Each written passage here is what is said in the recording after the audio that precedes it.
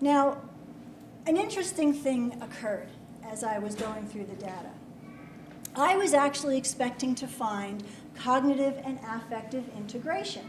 And I had even represented it to my chair that I found cognitive and affective integration. And she said, no, you did not. You actually have found something else entirely. And I had not asked any questions about wisdom. So this was a complete surprise to me to find that there was wisdom that emerged in several of these participants, and that there were 5 basic qualities of wisdom that had emerged in the data. People had talked about more service, feeling of more service. People, after they had raised their own children, they began using child development principles with other people's children. There was a couple of therapists, there were several teachers in the study who were using child development principles with their clients. And they found that serving people in this way gave them a great feeling of well-being and access to a feeling more present in the world. So people talked about greater presence. People talked about feelings of gratitude, how grateful they were to have learned this. They wished that, of course, their mothers had learned this, but they were so glad that they had found this finally. And people talked about feeling compassion.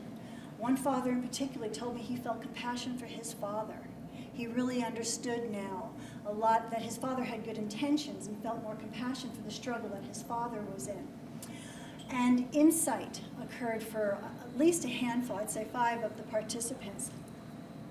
And this is an exemplary quote that I felt, even though it's a little bit long, I decided to put it up here because it is such a perfect description of this woman's access to wisdom. She said, "Wisdom is a kind of knowing.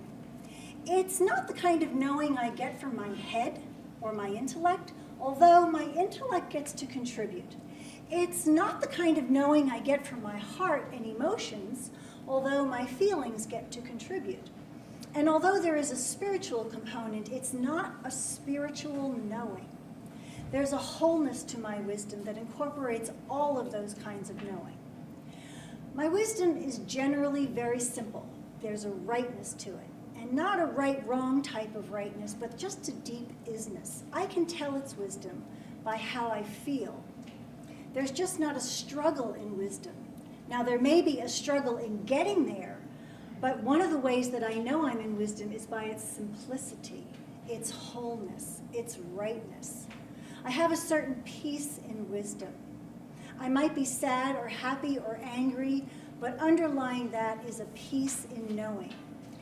And she said, child development information is not something I use anymore, it is something I am.